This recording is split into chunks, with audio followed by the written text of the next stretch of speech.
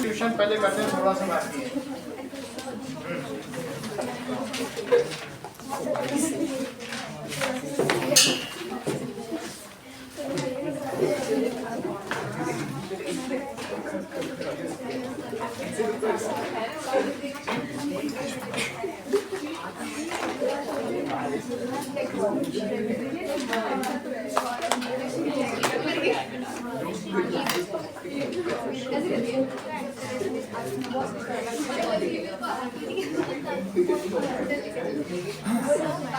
हाँ बोलो क्या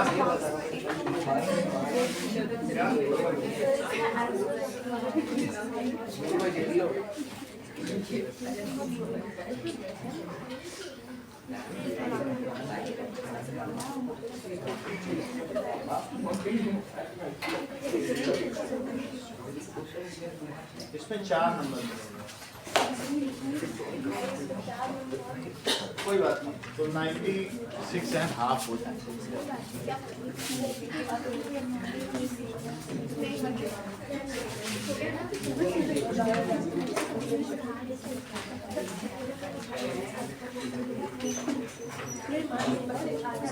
ओके चलो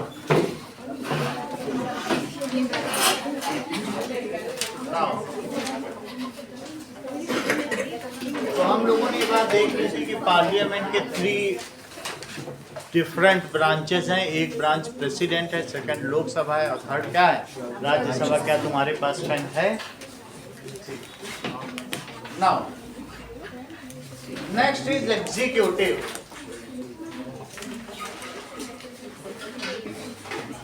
कार्यपालिका। Executive is the part of, it is one pillar of democracy या next pillar of democracy. 3 pillar होते हैं, तो इसमें ये भी एक है। It is important pillar of democracy. Okay, one is elected by people, one is elected by people for a specific period, थोड़े समय के लिए ही होगा। That is called political executive, called political executive। ये थोड़े समय के लिए होते हैं और इनका काम होता है कि दे हेल्प टू किसको, prime minister and its cabinet in decision making. Secretariat जानते हो, सचिवालय है। तो दिस क्लास बिलोंग्स टू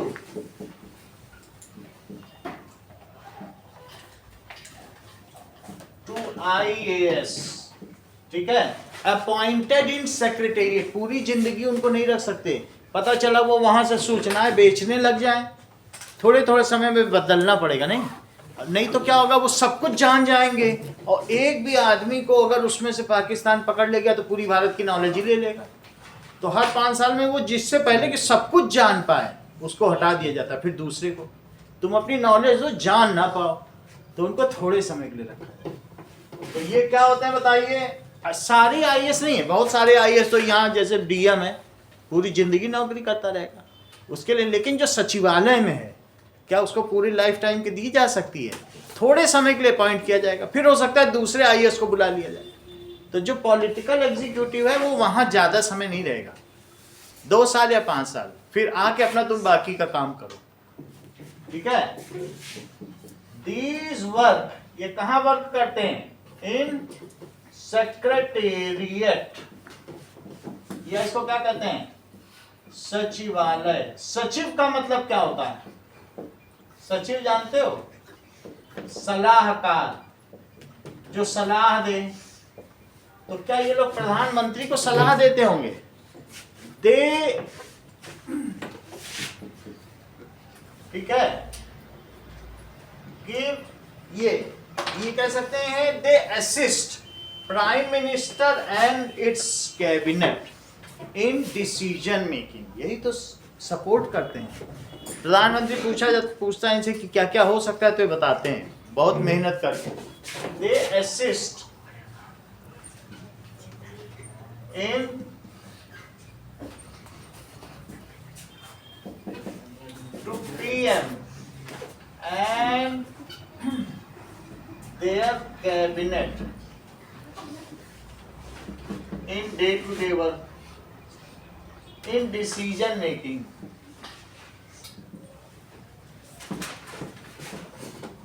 तो पहली क्लास क्या हो गई? Political executive. कहाँ लिखा है? एग्जीक्यूटिव दो तरीके के होंगे, एक political executive, other class belongs to permanent executive.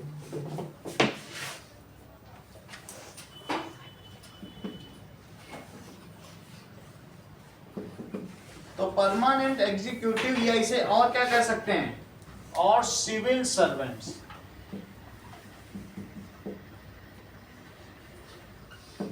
Civil servants हो सकते हैं, ठीक है। They complete their tenure in whatever department they are kept, जैसे बैंक, पोस्ट ऑफिस या केवी स्कूल, वो जहां जाए अपना पूरा 60 साल तक काम करेंगे। दे कंप्लीट देयर टेन्योर, ये अपना टेन्योर पूरा करेंगे।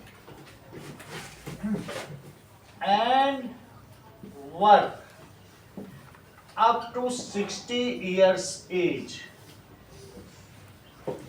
in the department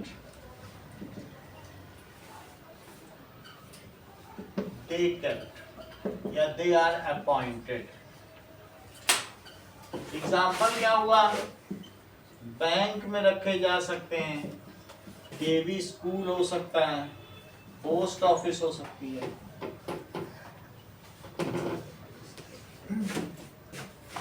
ओके, अगला देखिए, नेक्स्ट इज जुडिशरी। अब जुडिशरी का देखो,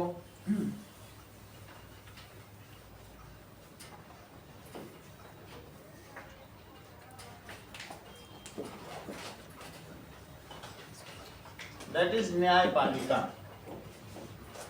Indian judiciary consists of Supreme Court, High Court and District Courts.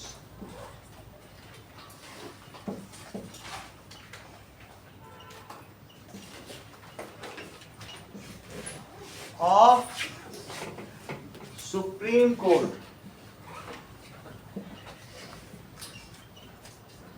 at central level, ठीक है। तो दूसरा high court at state level, and district court जिला न्यायालय या सत्र न्यायालय।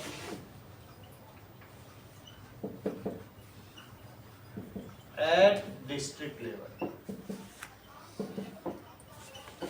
Supreme court is situated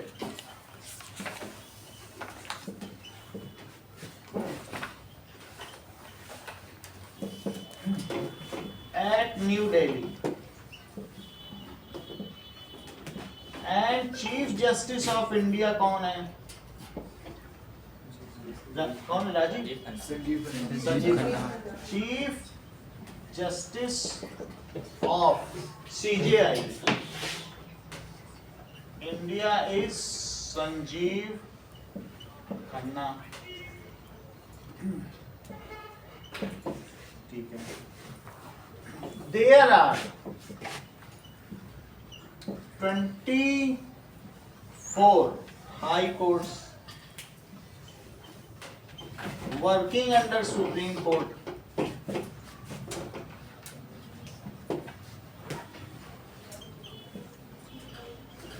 Mostly one state has one high court. However, जैसे चंडीगढ़, हरियाणा, इनके लिए एक ही हाई कोर्ट है जो चंडीगढ़ में सिचुएटेड है। गोवा, दमनदीप, गोवा और बॉम्बे का, महाराष्ट्र का एक ही हाई कोर्ट है। However, some smaller states में शेयर वन हाई कोर्ट, 2-3 मिलके भी एक शेयर करते हैं। मोस्टली वन हाई कोर्ट और one state, if states are too smaller, then two states share a single high court.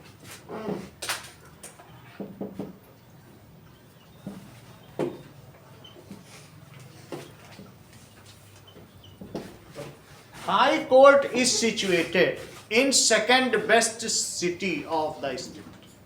बोलो यहाँ राजस्थान में सेकंड बेस्ट सिटी कौन सा है?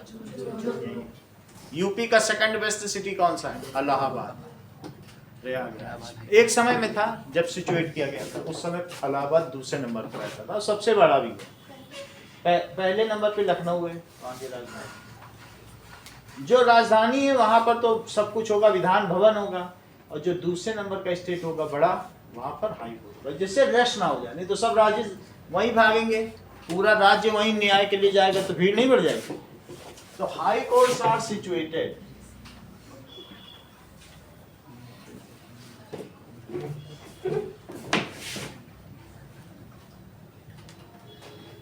in second best city of the state.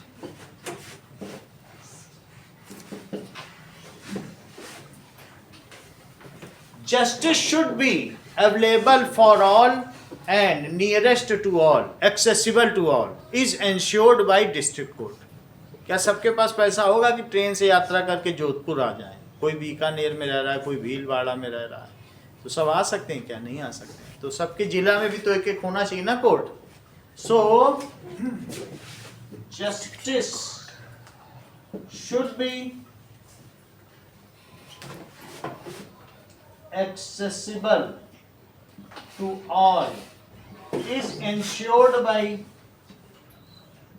इसे ये कैसे इंश्योर्ड होता है? इस district court,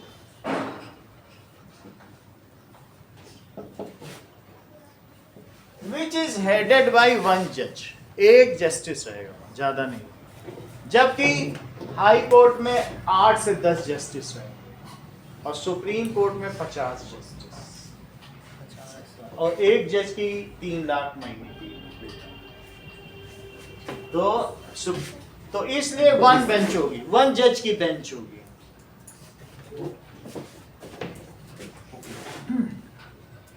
now Indian judiciary is most powerful in the world, one of the most. Indian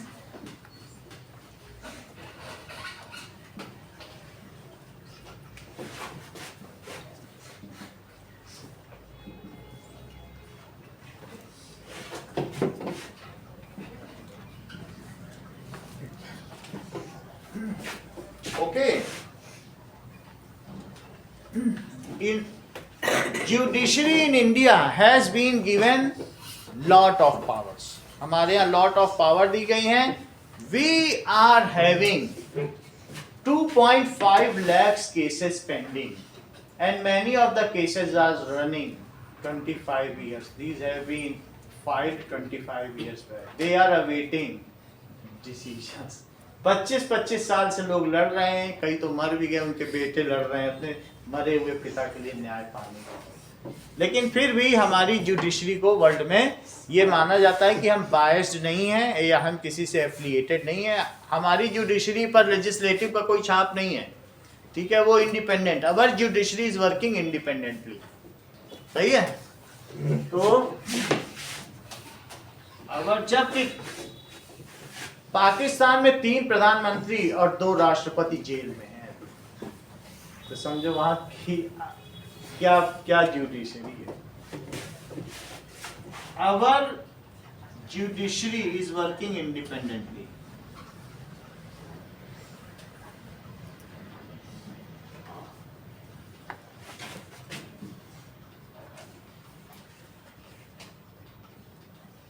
Our judiciary follow collegium system. जो सुप्रीम कोर्ट का जज है वो जिसको भी योग्य पाएगा कहेगा हम रिटायर हो रहे, आके मेरी जगह बैठो। ये सिस्टम है, ये सरकार हटाने जा रही है, एक भ्रष्ट सिस्टम। क्या ये सही चीज है?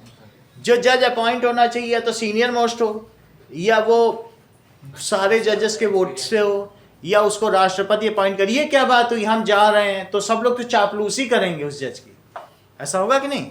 अभी तक हमारे यहाँ ये सिस्टम बना था। कौन सा सिस्टम है? Collegium system. ये बहुत गलत सिस्टम है। Now our judiciary is the guardian of our fundamental rights. तुम्हारे मौलिक अधिकारों की सुरक्षा कौन करता है? तुम्हारी न्यायपालिका। Our judiciary is guardian. जब इमरजेंसी आई या कोई भी संकट आया, जुडिशरी ने हमारे मौलिक अधिकारों की रक्षा की। Is guardian of our fundamental rights. Now, Mansi, which is the next chapter in economics? Wait. Poverty as challenge. इतना ठीक है। अब इसके क्वेश्चन आंसर खुद तैयार करना। बाद में हम जब सबके साथ तक कराएंगे तो इसके क्वेश्चन आंसर करा लेंगे।